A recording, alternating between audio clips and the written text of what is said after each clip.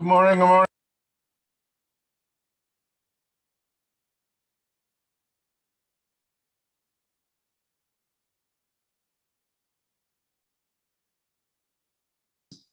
There we are. How are you?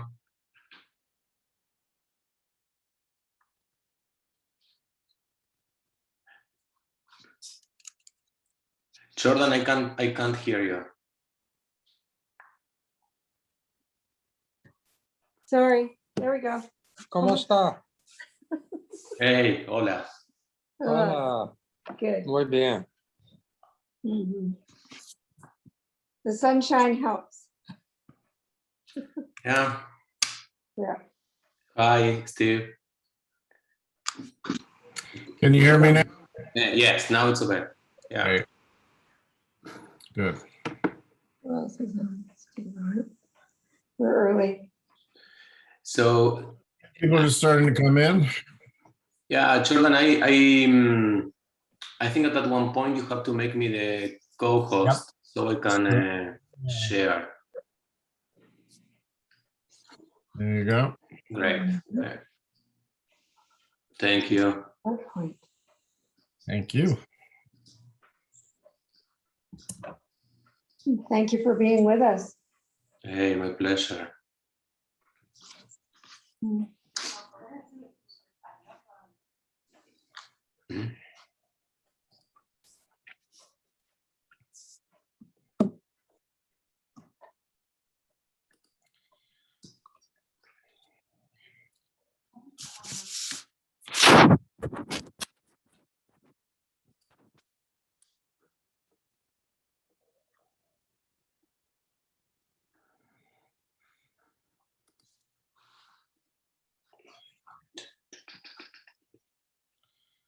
Morning, Steve.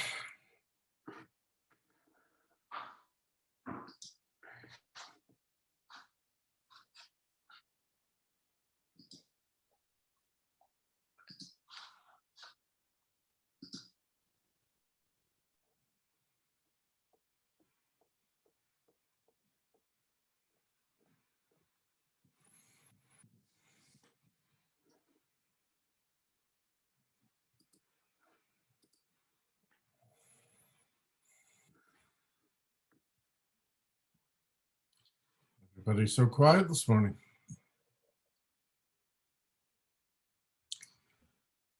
I feel like the whole world's run out of things to talk about.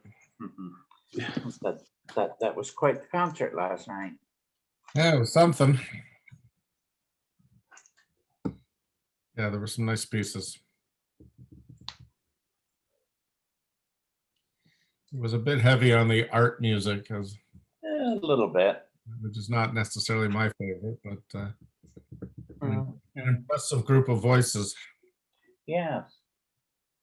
Now that there was one voice I'd rather heard more of. That's me. Yeah, well, you know what? That's the problem with our Cantor. She's too humble. Meaning that other people didn't have enough participation, so she kept giving her pieces away to other people. Huh. Mhm. So Do she you have any idea how many were on last night? there was so there was the Zoom part and then there was the Facebook part. I think they had something like 300 on Zoom or something, and then another 50 or something watching on Facebook. People on Facebook tend to sort of come in and come out. They watch a little bit and they go away or something, where the people logged in tend to be more. I joined right after 7 o'clock, Yep. shortly after 7 o'clock, and I watched them rehearsing. Oh, I was surprised they were on. yeah, there was some chit chat at the end, which I don't think they were still online because it was kind of cute. But those 5 cantors, that was, that was Paula's cantorial class. So they started their studies together in Jerusalem, and they were ordained together 4 years later in New York, and they're spread out all over North America now, from New York, Chicago, California, Tulsa, Oklahoma, and Hamilton, Ontario. Who organized the concert, Jordan? Well, the 5 of them sort of came up with the idea together. Lori Weinstein, who is the cantor of Tulsa, Oklahoma, her synagogue actually had as an endowment. They do a major concert every year out of so they were sort of the host congregation, and they were paying most of the costs involved because they had this fund. Mhm, mhm. It really was a very collaborative effort between the 5 of them, and they've been wanting to do something together for a couple of years, and distance, if they came together to perform live, always was a bit of a barrier, that not all 5 of them were available to travel to the same place, and where do you do it and stuff like this. So once things moved online, all of a sudden it became apparent that they could do something together without having to leave their home communities, which was kind of nice. We'll wait about 5 more minutes. Yeah, People will join us, and then Gustavo, if you don't mind, I'm gonna make a couple quick announcements, and then I'll. sure, for sure. Good morning, Marilyn. Good morning, Sheila. Good morning, Judy. Mamit, hello.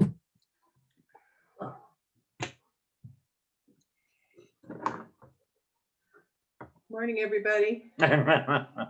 Morning's Pam. Pam's hand. That's all you'll see of me today. Okay, I understand.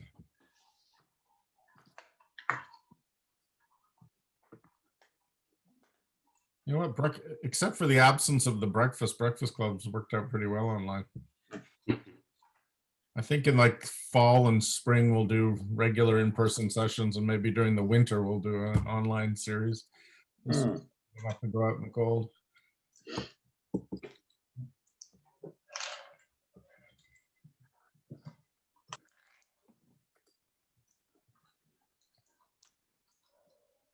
Fall or anything. It wasn't until I got down that she bawled the hell out of me.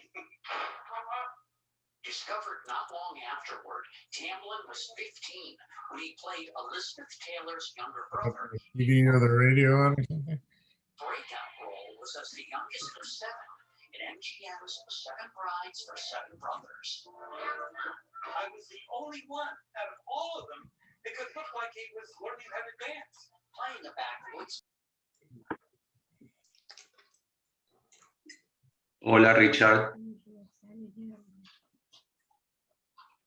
Hello, good morning. Gustavo, how's your puppy doing?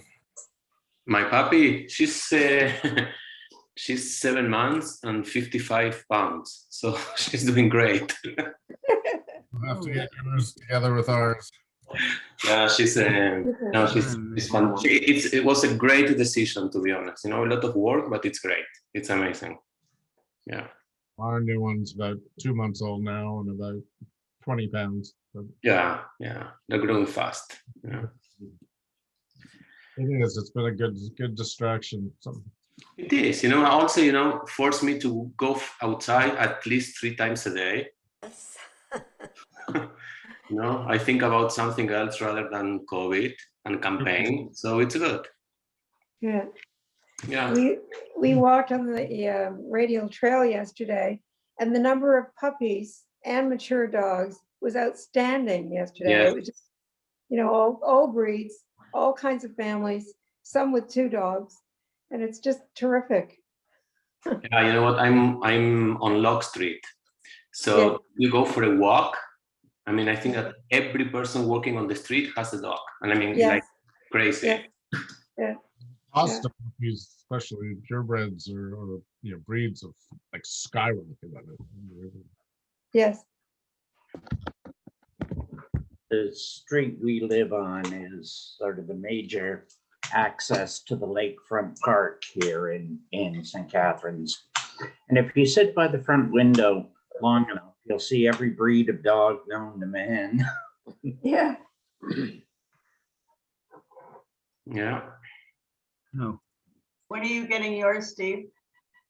Well, I had a dog. We have 2 in the basement. Well, yeah, but My they're sons. just boarding here.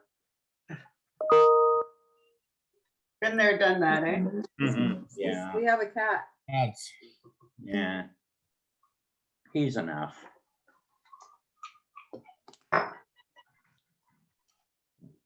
I think my dog's been an absolute blessing this last year, Mm. because it's company when you're by yourself in the house and makes you go out for a walk, like you said. And I find them an absolute blessing. Isn't that good? That's great, Sheila.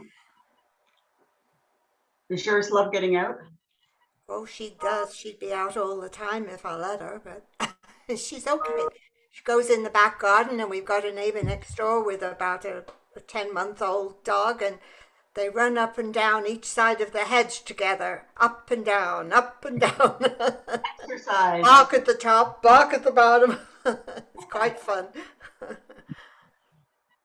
Our puppy gets most of her exercise chasing the cat around. Okay, friends, why don't we get started? Good morning, everybody. Welcome to Breakfast Club. It's lovely to have all of you with us this fine Sunday morning, and I'm particularly pleased to have our guest speaker this morning, Gustavo Rymberg. Before I introduce Gustavo, although I think most of us know, I just want to remind you that the next Sunday at 11 a.m. will be our final session of the spring series of Breakfast Club, and our guest is going to be Linda Coppelson, who is a solfèret. She is a very highly respected and very experienced scribe, one of the first women to ever in the scribal arts to complete a Torah scroll on her own. And at this point in her career, she's done about 6 of them, plus many other Jewish sacred texts. So she's going to talk about her art and the tradition and her experiences. And I know it's going to be very interesting. So please join us next Sunday. And that's actually about it. I just also want to remind people that in just a couple of weeks, it's going to be Shavuot, and we have a lot going on. We're going to have, again this year, a Canada-wide, a nationwide Tikkun Leil Shavuot, where we will be studying together throughout the night with some of the finest rabbis and teachers that the Canadian Reform Movement has to offer. Last year's was outstanding. And that's going to be on the Sunday evening, Erev Shavuot, but on the Friday evening, so 2 weeks to Shavuot, but on the Friday evening, we have 3 of our outstanding students who are going to be celebrating their confirmation. So that's going to be a very moving service as well. So there's lots of celebratory things coming up that we can look forward to. But this morning, it is indeed my pleasure to welcome Gustavo Rymberg as our presenter this morning. As everybody, I believe, knows, Gustavo is the CEO of our Hamilton Jewish Federation, but this morning he's not going to talk about the campaign or federation, but he's going to give us a little bit of a background in his own personal journey, which has been the theme we've been focusing on in this series of Breakfast Club. Gustavo was born and raised in Argentina, but his Jewish professional journey in the Jewish professional world really started in Winnipeg in 1997. Gustavo and his wife Marissa and their 2 young children were among the first wave of Argentinian Jewish immigrants brought to that city under the Winnipeg Jewish Community's Grow Winnipeg initiative, which really was a model initiative. Deeply appreciative and impressed by the role played by the Jewish Federation and his family's integration into Canadian life. Gustavo embarked on a career path that took him to work within the Federation and the JCC in Winnipeg, and then on to Ottawa and Toronto, where he worked for. It was one of the first brought over by the Winnipeg. Came to us in Hamilton. How many years has it been now, Gustavo? In Hamilton, in August, it's going to be 40 years. Wow. And it's been a wonderful 4 years. We're deeply grateful to the work that you do on our behalf. So it is my pleasure to welcome and introduce our Hamilton Jewish Federation CEO, Gustavo Rymberg, who's going to share with us about his life growing up in Jewish. Gustavo. Thank you so much. Thank you. Very nice being here, and it's, I have to be honest, it's sometimes it's difficult to share, and it's very emotional to share my Jewish past in Buenos Aires, like you will see that it's going to be like some difficult events that I witnessed and the Jewish community was part of, but other than that, I have great memories of Argentina. And I like to start by giving you some demographics information of what happened with the Jewish community in Argentina, in Buenos Aires. Argentina has a total population of 180,000 Jewish people living in the country. The majority of them lives in Buenos Aires, Cordoba, and Rosario. They are like the 3 main cities of Argentina. But it used to be a community of 310,000 Jews. It's the biggest Jewish community in Latin America. It's the 3rd in all Americas, after United States and Canada, and it's the 7th largest outside Israel. The 80% of the Jewish community in Argentina is Ashkenazi, and 20% is a mix of Sephardic and Mizrahi Jewry. But there's 2 periods where was very important for the Jewish community, because we're in 1970, between 1970 and 1980, and in the year 2000, where the big immigration of the Jewish community happened. Now, in 1970 to 1980, a lot of the Jewish community, young generation of Jewish community moved to Israel, United States, and Spain. because the country was under the dictatorship of the military government. And then in the 2000, after the huge, I think that was the worst economic crisis that the country had, 10,000 people, 10,000 Jews moved to Israel, make Aliyah in the year 2000. So that's why you understand the reduction of the population from 310,000 to 190 now. The problem was like the most effective group was the middle class when the economic crisis, and the majority of the middle class were part of the Jewish community, the professionals, owners of small businesses. They're people that lost everything and they have to escape, and some of them with nothing make Aliyah, and they make a new life there. But something important for me, how I grew up in Buenos Aires, I really like to contextualize my young years, until I was 16 years old. So I want to try to share my screen and show you a video so you can understand under which circumstances I was growing in Buenos Aires. So I hope it's working. Give me 1 second.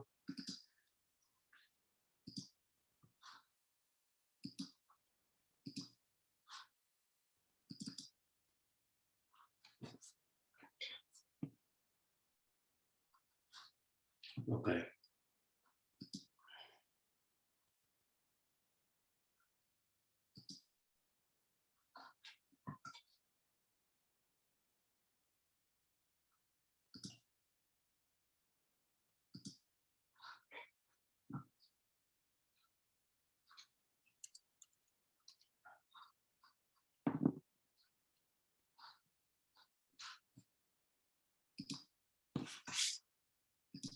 Their grandchildren. They've spent the last 40 years fighting to get them back. From 1976 to 1983, Argentina fell under a military dictatorship. During this time, government death squads hunted down anyone suspected of political dissidence. Up to 30,000 people disappeared. Among them were the government kidnapped their grandchildren. They've spent the last 40 years fighting to get them back. From 1976 to 1983, Argentina fell under a military dictatorship. During this time, government death squads hunted down anyone suspected of political dissidence. Up to 30,000 people disappeared. Among them were pregnant women. The mothers were kept alive until giving birth. After, they were killed. Their orphaned newborns were given to couples who supported the government. It is estimated that 500 newborns were kidnapped in this way, but the grandmothers of the lost children refused to give up. Mothers and grandmothers of the disappeared banded together, boldly standing up to the government by marching in silent protest every Thursday around the Plaza de Mayo, earning the title Abuelas de Plaza de Mayo. After the regime fell in 1983, they began their search. The grandmothers became their own detectives. By 1987, they had found 39 of the lost children, but hundreds were still missing. So they turned to an emerging science in mitochondrial DNA, which could match individual children with women who might be their maternal grandmothers.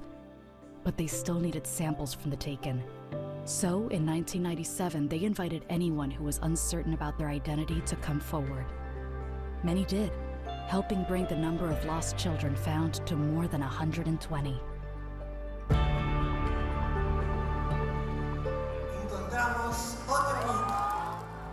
The Abuelas are now a recognized human rights organization.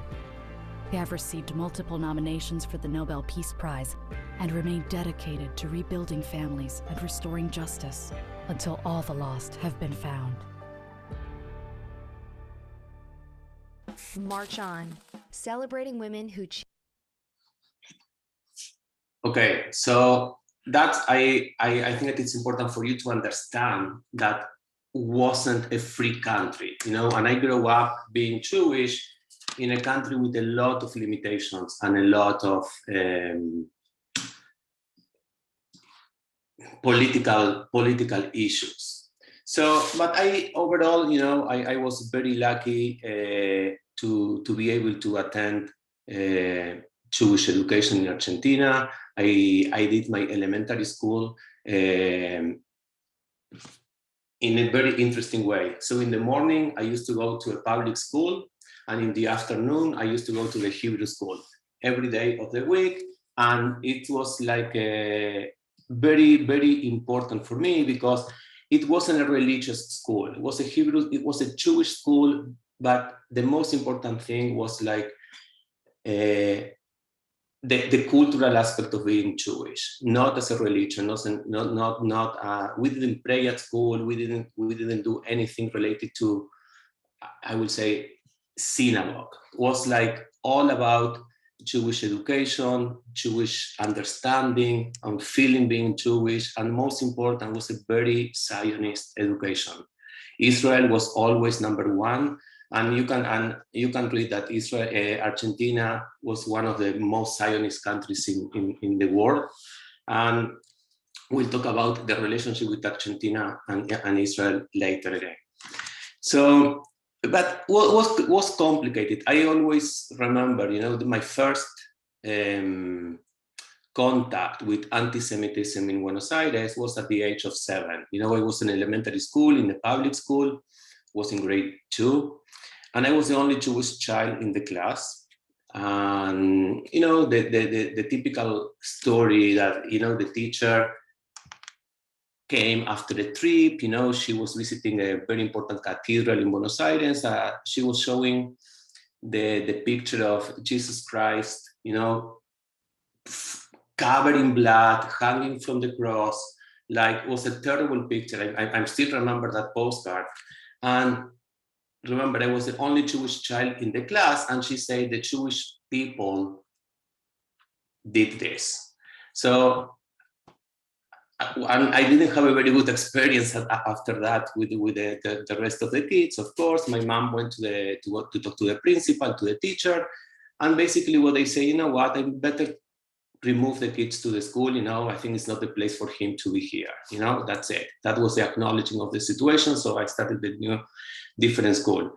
But other than that, it's important for you to understand that the Jewish community has a very different dynamic that if we compare with Canada.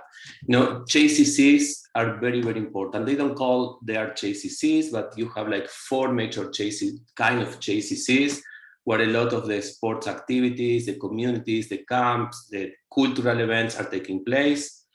And they are usually the center of Jewish life, for all of us, because they have like big buildings in the downtown Buenos Aires, but at the same time, every weekend, the people have access to go to the country clubs that they have, like, people spend the entire weekend there, and sometimes you have like Shabbat services at the JCC for everyone outdoor. The weather in Argentina is very different, so you can play sports all year round in the Jewish community, and those were the very, very important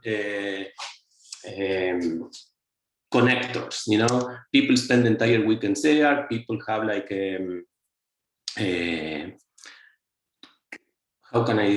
BBYO groups, but they are taking place at the JCC. So all the kids were attending, the Jewish groups when the parents were playing sports. So it's a very social and very active community.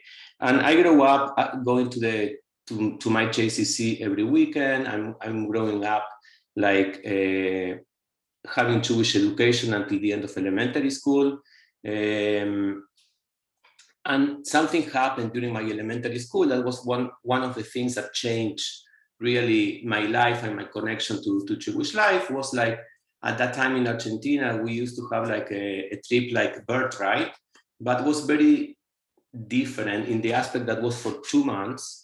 And you spend like 45 days working in a kibbutz, volunteering in a kibbutz, and 15 days doing tulim and visiting Israel.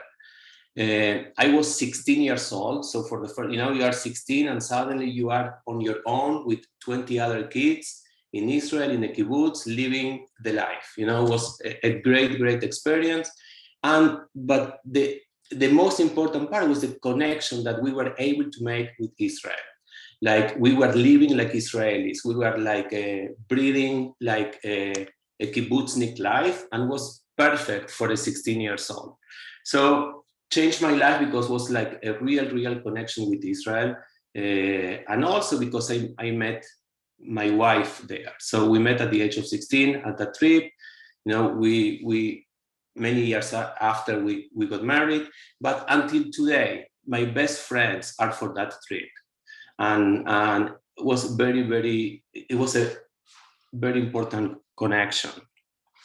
So then I continue my Jewish life, you know, always, you know, you always have to be careful to say that you are Jewish in Argentina, you know. Usually, I remember my parents telling me, if someone is asking you which school are you going, don't say that it's a Jewish school, you know, make sure that you say that it's like a school that you go for learning a language, but don't say that it's Jewish. So we grow up like that, you know, that's part of our life, and it was our normal.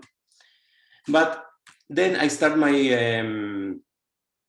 my professional career, you know, after university. I remember one of my first jobs was in an advertising agency, and was like my second experience with anti-Semitism, and was really awful. You know, we were presenting a proposal for a very big laboratory in Argentina, like an advertising campaign.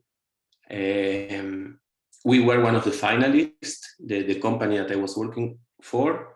And at the time of making a decision, who are they going to hire? They say, I think you have the best proposal, but it's our norm or under rules that we don't work with companies that have Jewish people in their staff.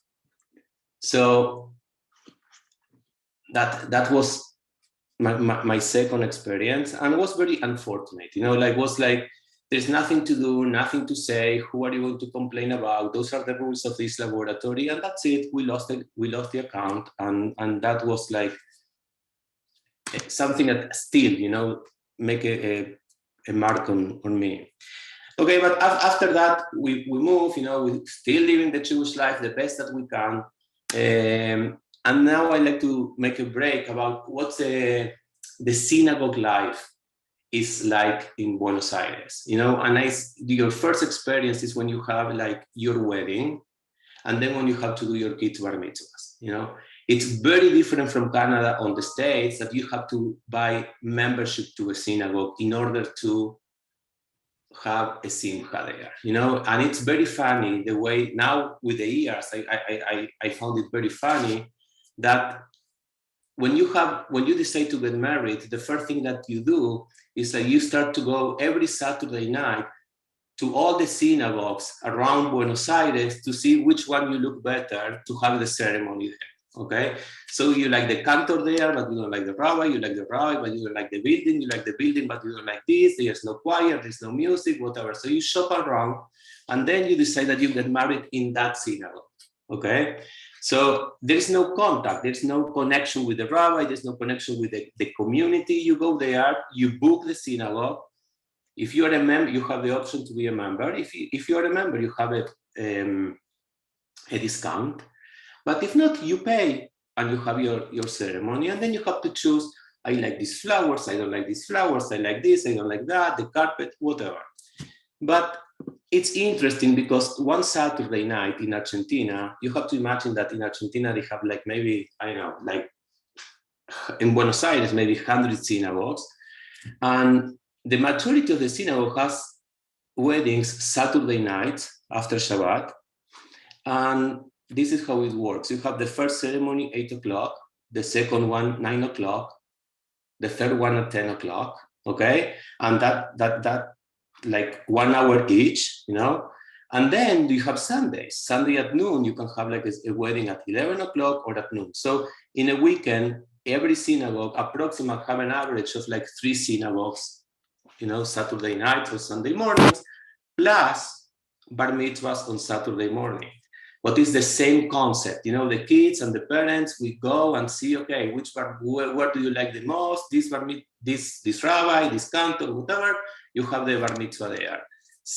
Exactly same concept, you know. And they have like some synagogues that they have to have like 3 or 4 kids at the same time doing the bar mitzvahs, because they don't have enough dates for the amount of Jewish people that they are in Argentina.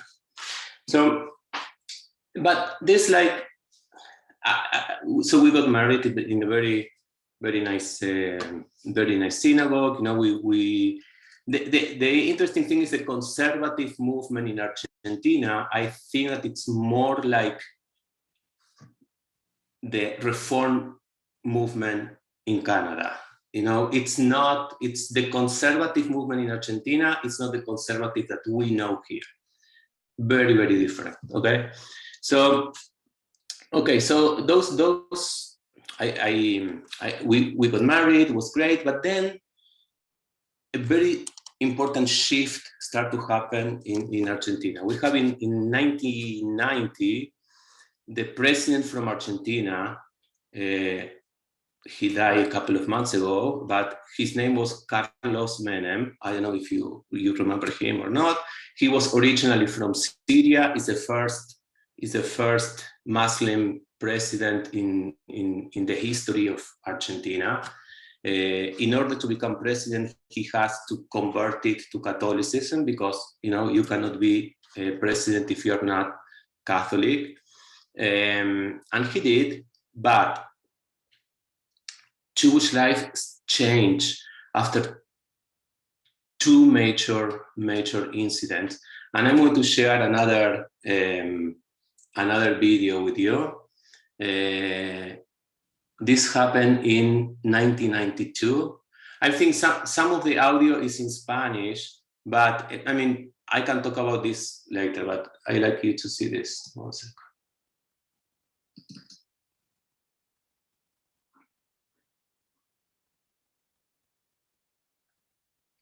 ¡Felices Pascuas! La bandera de la unidad nacional. Yo vengo a proponerles un sueño. El cargo de presidenta de la República Argentina.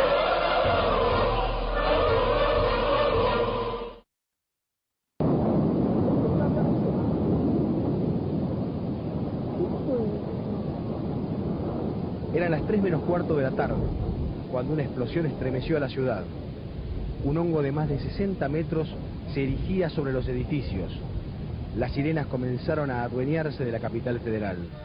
Nadie pudo sustraerse de lo que ocurría en un punto de Buenos Aires, Arroyo 916. Vemos móviles de los bomberos, ramas, árboles caídos. Evidentemente es una explosión de grandes dimensiones y ya lo... 916. That building was the Israeli embassy in Buenos Aires. In 1992, there was like a terrorist attack, killed 29 people.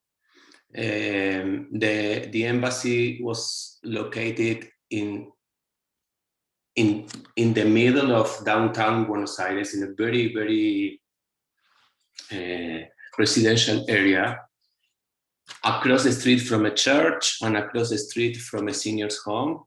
And the media, as usual, play a very important role on this, because while they're reporting the attack, I mean, they mentioned that 29 people killed and people that were working at the embassy were killed, but the focus was on the seniors' home and the daycare. Okay, that they were both in a church. So the most important thing, it wasn't that was an anti-Semitic attack. It was that, you know, seniors, innocents, and kids, innocents, die. And then and very interesting conversations at that time was like, okay, it wasn't an anti-Semitic attack for some people. It was a political attack because it took place at the embassy of a country, and you know, that was a very, very important moment for the history of Jewish community in Argentina, but we didn't learn the lesson, like, because 2 years later, another attack took place, but now in the Jewish Federation of Buenos Aires. I'm saying Jewish Federation because it's the closer example. It was more than the federation. It was where all the Jewish archives of all the history of Argentina. People go there like for services like Jewish family services are offering here, for therapy, for counseling, for job, for if someone die, a Jewish person die, you have to go to this building to do the papers, to do all the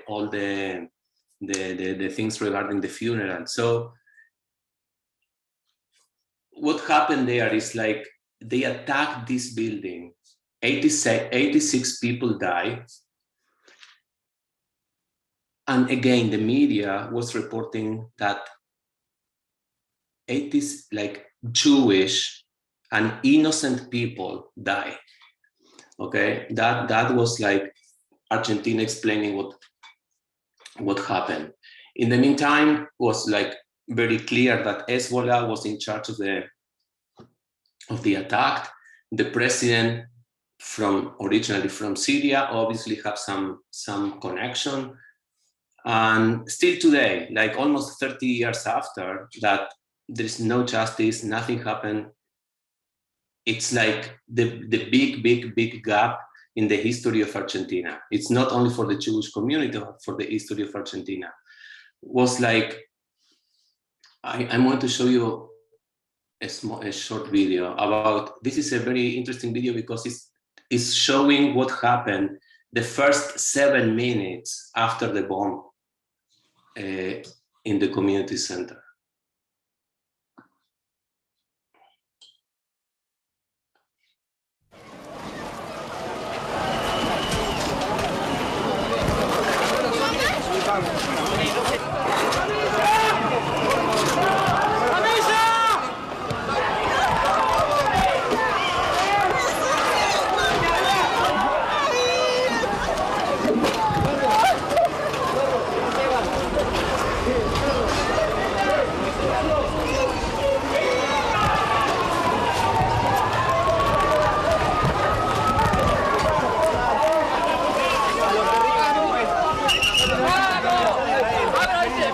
Vamos, una gran cantidad de heridos están siendo retirados en estos momentos tras la fuerte explosión que se produjo.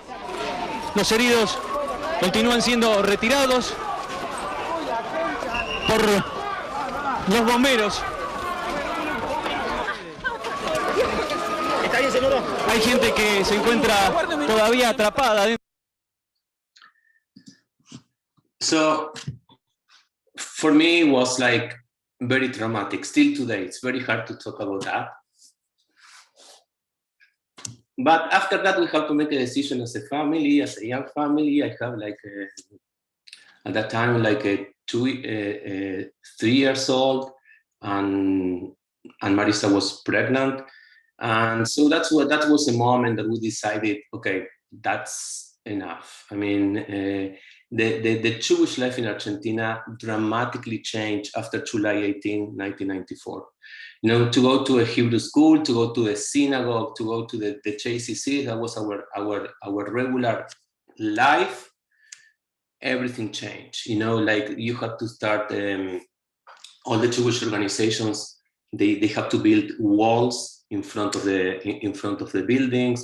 They have the kids to go to daycare, to JK, SK, they have to go through metal detectors in order to access to the schools. It was like very, very difficult. You go to Rosh Hashanah, to the synagogue, they have to, no one can park around like 4 blocks of the perimeter of the synagogue. And it was very uncomfortable to live like that. It's like living, thinking that everyone is watching you, what's happening with these Jewish people. And it was a very, very dramatic moment. That's when we started to first we thought about moving to Israel, but then we have the opportunity to to learn about Winnipeg and Canada. And that's when we start the process to move. So, and after that, like life totally changed for us. We try to adapt to the Canadian Jewish life the best that we can. It was easy at heart at the same time. Depends the city and depends the occasion. But that's maybe the sad part of like the Jewish history of Argentina. But I really like to show you like the good things about Buenos Aires. It's a magnificent city. It's like you can do whatever you want in Buenos Aires. And I like to show you a very short video about what's Buenos Aires look like today.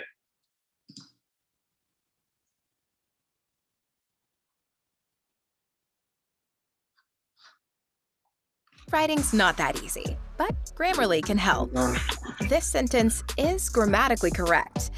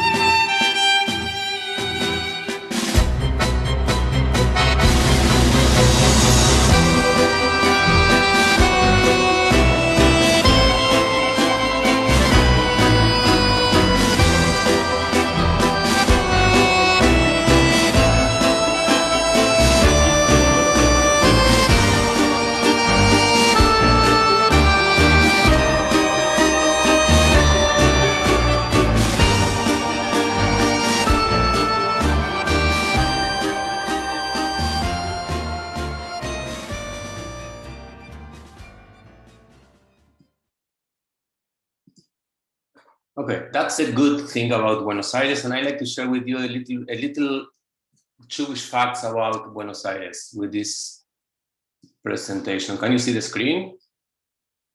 Okay, so this is where the government house is. This is the most, I think, important site in Buenos Aires. And right here, this building, that is this one, is the Metropolitan Cathedral of Buenos Aires. And it's interesting enough, it's the only church, I think, basically in the world that has the Holocaust memorial inside the church. Okay, and this is like part of the memorial. They have like the Holocaust survivors who arrived to Argentina organized this with the help of the government. So we have like a small memorial there. And well, everyone knows that the Pope is from Argentina, Pope Francis, who is a very good friend with Abraham Skorka. This is the rabbi.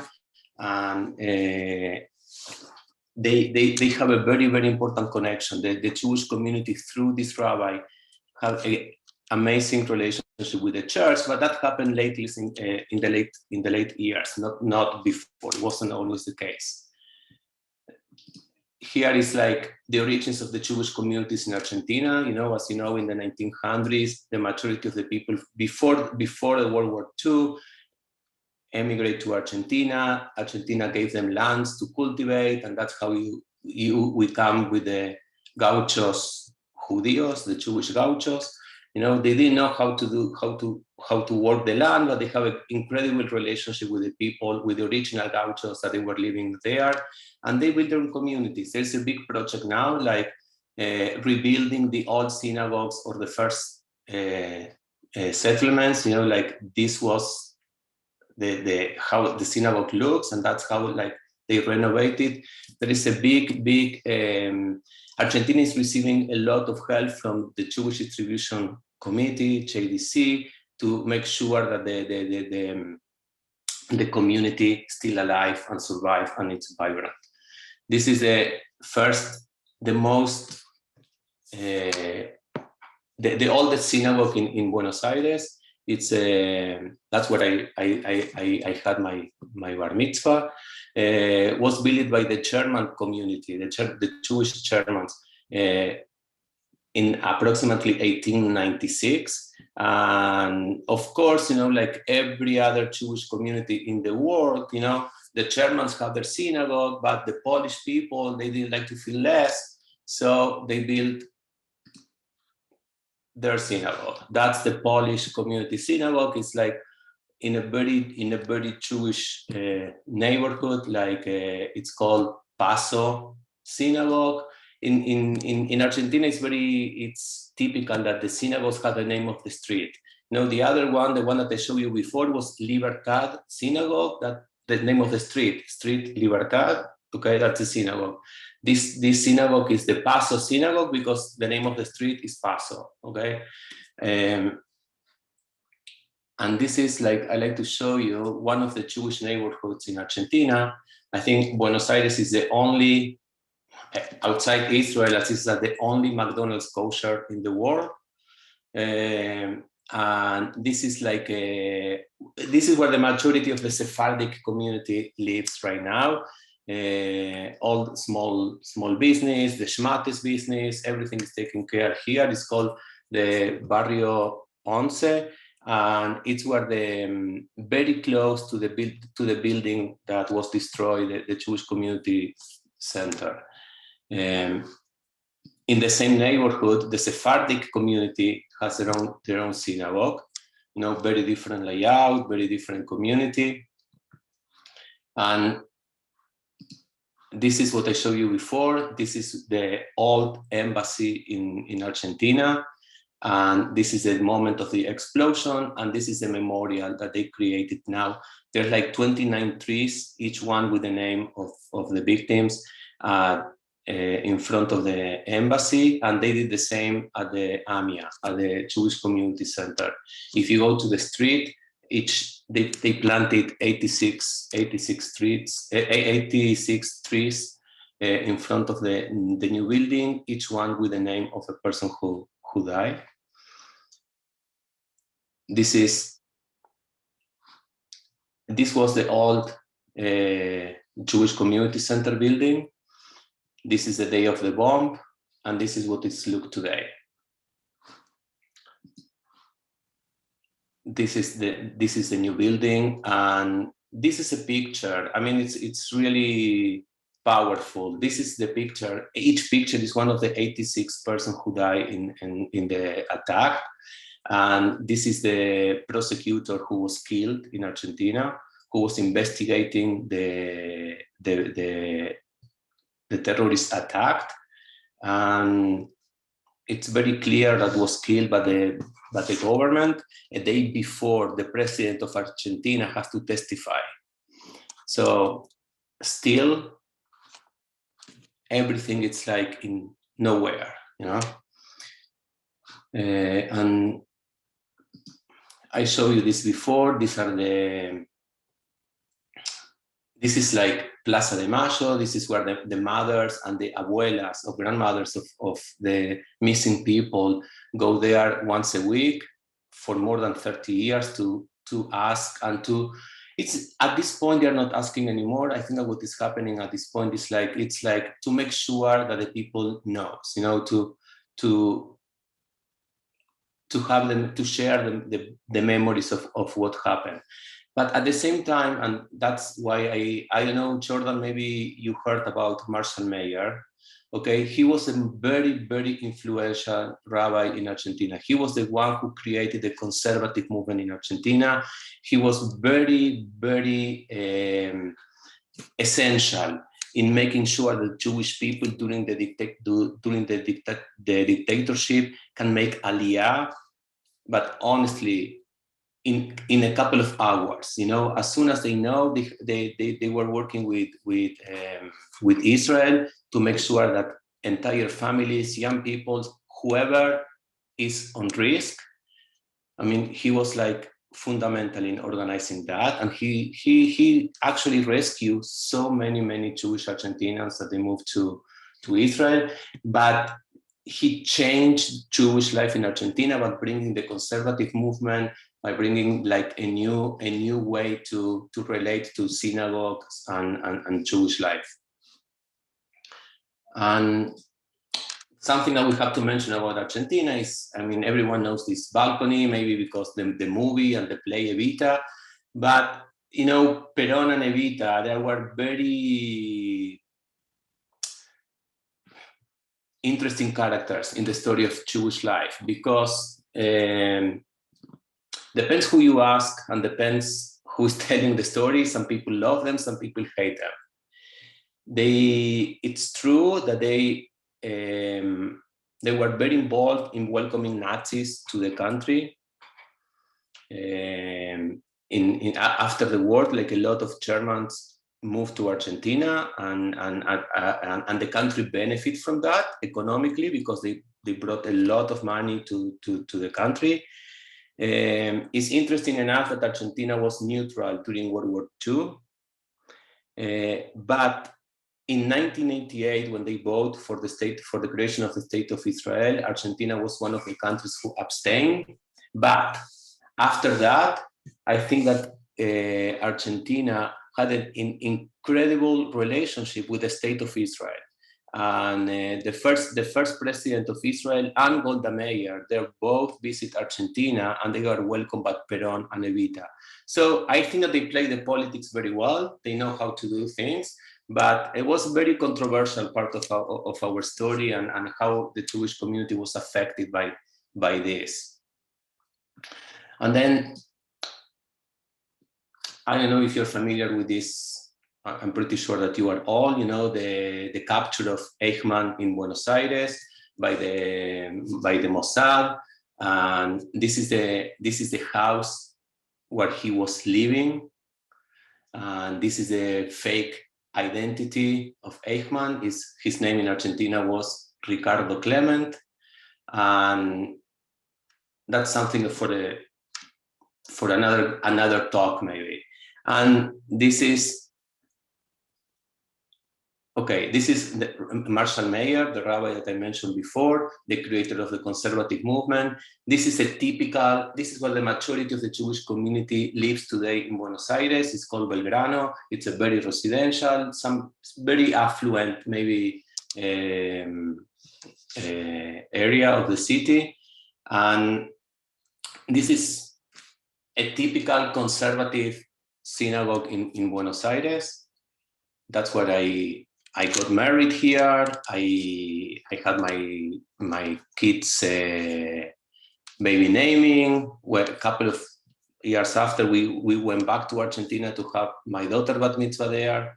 And and this is, sorry, this building, it's very important to show you. This is the Latin American Rabbinical Seminar. Okay, it's was created by Marshall Mayer too.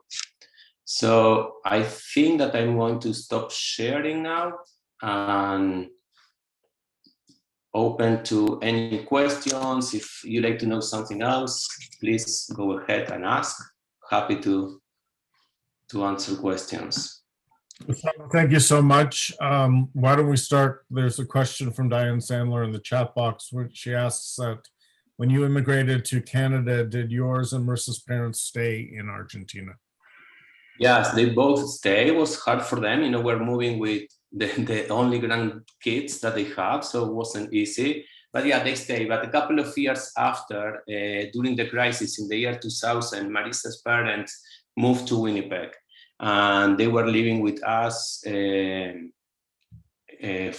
2.5 years, and then they decided to go back. But yeah, all my parents, Marissa's parents, they stayed. In the year 2000, 2001, the majority of Marissa's families emigrate to Israel, but Marissa's parents, they still there. Yeah. Other questions? Mark. Gustavo, that was a great talk. Many years ago, I visited Buenos Aires, and I before I think all of those skyscrapers, and I have 4 memories. One is that when you were walking, I was walking downtown, it looked very much like Madrid, all old European buildings with wide boulevards, very, very, very beautiful. The second thing that that really I think I still remember is the pink building with the lady, the older women walking around, and this is before all the movies about the missing children that we saw in Canada and the United States. And I didn't know, I wasn't really familiar, and the person I was with explained it all to me, and I still remember the pink building with the older women, the mothers and grandmothers walking around, and it's absolutely, it never leaves that. And you forgot number 3 and 4 that I think that are really at the top of the list. Argentina has the best beef and the best red wine. That's true. It is spectacular, the steak, but really enjoyable talk. And thank you. Thank you, Mark. Thank you. Yeah, it's very impressive what's happening with the Madres of Plaza de Mayo, because at one point, you know, like when they started, they were under the military government. So, you know, many occasions you have the police attacking them or trying to make sure that they leave the plaza, but they continue. They were like against them, and in the later years, you know, that a lot of people joined them and they walk around with them, and young generations of Argentinians were part of that. So it was very remarkable what they did. I think that Rhoda has a question. Rhoda, you're unmute yourself. I think we're unmuted. Yeah, Gustavo, enjoyed your presentation. Fascinating. Sorry, I think I was asked to speak. Rhoda, and then Rob will have you next. Yeah, I'll just comment on the Madres. I believe that the woman who founded it was Jewish from her name, and she lost 3 of her children. She told a colleague of mine that she looked for those children every day, even though she knew that they were dead. Everywhere she walked, she looked for them. So I know you were probably, if you existed at all, you were a child at this point, but do you know what percentage of those missing children were Jewish? Or were a lot of them Jewish? I'm honestly, I don't know how many were Jewish. I mean, this on the documentary, they say that there are like 500 kids that they were looking for, you know, like grandkids, you know. Those are the grandkids, but originally they were the mothers of the missing, and a lot of them. Those were like 30,000 people. I don't know how many of them were Jewish. I don't know. Yeah, because there was a Jewish Argentinian scholar who actually pushed a law which was eventually passed in Argentina, saying that this destruction of 30,000 people was a form of genocide, that it was a genocide of Argentinians, whether they were Jewish or not. Yeah, your family didn't know any of those people then. Well, we know, everyone knows someone. Everyone knows. But the attitude at the time was, okay, if you know something, don't say anything, you know? And the military was listen, it was a dictatorship. So the government kind of indoctrinate you to think that if they are missing, it's because there is a reason for them to be missing, okay? They did something wrong. That's why they are missing. Of course, it wasn't true, but I mean, that was like the majority of the people believe. And one of the slogans during the military government, you can see on the streets, you know, like this kind of propaganda, they say, silence is life. Okay, so that was the big screens and everywhere. Yeah. I think, Rob, you have a question? Yeah, enjoyed your talk. We both enjoyed your reflections on your life and how you ended up in Canada and what the motivating factors were. This may be a bit of an unfair question, but what's going on financially and economically with Argentina? Every few years they go bankrupt, they go to the IMF. It's a rich country, a lot of educated people. Why? Why does this keep happening? Any idea? I wish I had the idea so I will be able to solve it. But honestly, you know, it's a disaster. It's like, I think that it's kind of cyclical in Argentina. You know, it's like every 10 years they have this huge crisis, like everything changed. I think that one of the problems is like corruption. You know, the government, the politicians are there not to work, but to make money, you know, to steal money. Because it's like, honestly, after so many years of this corruption, the people in power still stealing. I don't know where the money is coming from, because the country is like, honestly, the economic crisis now with COVID is a disaster. You know, it's like, I don't know, but that's something that amazed me. Every time that I go to Argentina, I'm not going very often, but when I go to Argentina, you see the extremes, you know, like, and it's more and more extreme. Every year is worse and worse and worse. The middle class is disappearing. So you have like, also in the Jewish community, you have like multimillionaires, you know, people living their life in Argentina, and there's like so many people, you know, going to social services agencies to ask for food. But there is a big gap, you know, and you can see that between the not only the Jewish community, but the entire society in Argentina. It's becoming more and more like a real third world country, you know, where you are poor or you're rich. Why? I really don't know. It's I don't know. Are Gustavo, are the wealthier Jewish families, are they generous? Do they help out? This is really interesting. You know, I like growing up in Argentina, I don't remember like the concept of annual campaign or community campaign or people helping the community. You know, I know there's like big donors, there are big Jewish names in Argentina doing a lot of stuff, but that's one of the things that were different, you know, like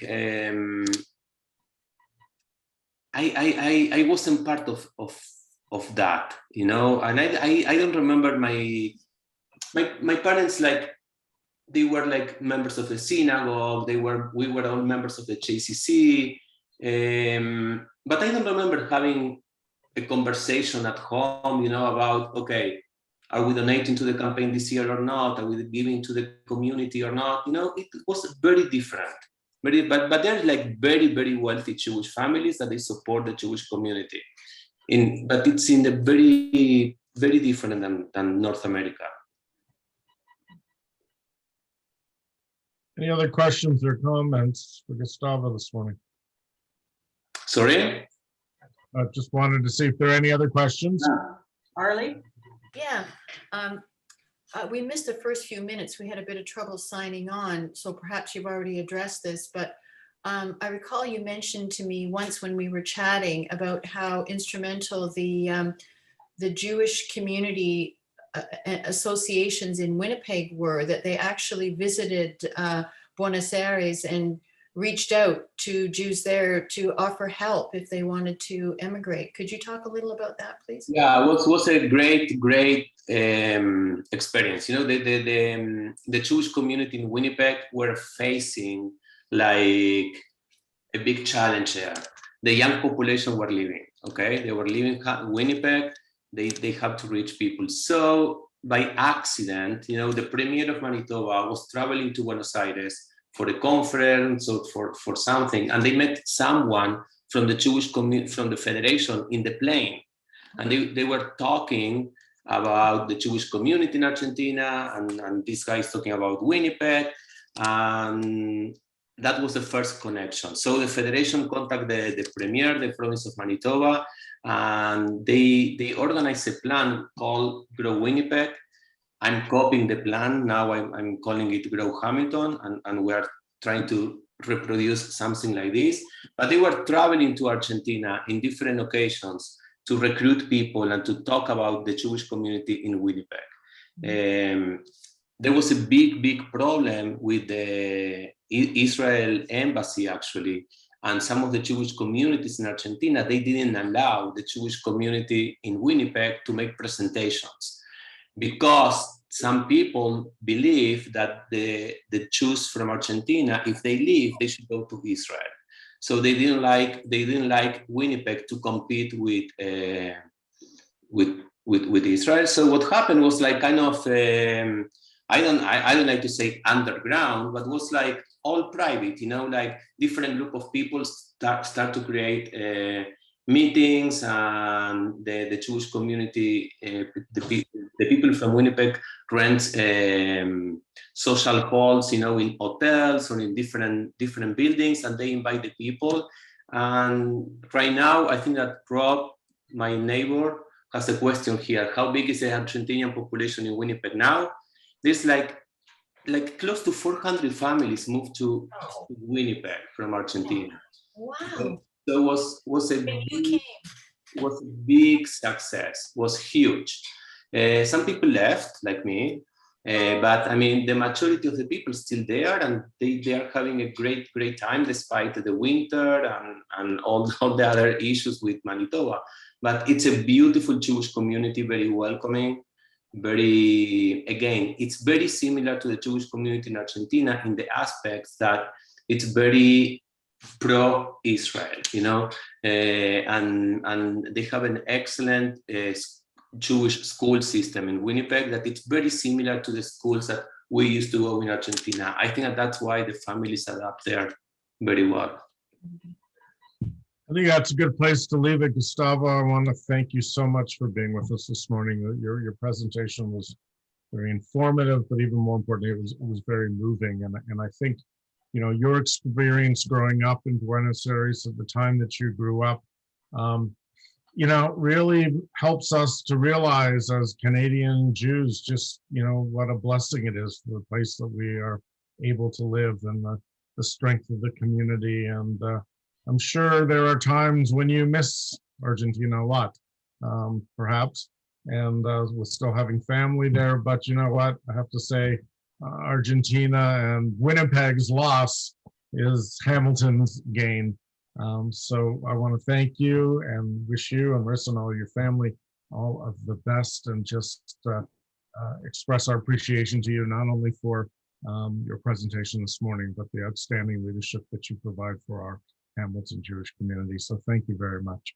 Thank you so much, Jordan. Thank you for inviting me. And okay, see you everyone soon, I hope, in person somewhere. Okay. So just a reminder again, next Sunday at 11 a.m. is our final in the spring series of final presentation. And we are going to have the Soferet, who's going to be presenting to us about Jewish scribal arts and about her journey to becoming a Soferet. So please join us then, and wish everybody Shavua Tov. Good weekend. You, everybody. You too. Thank you.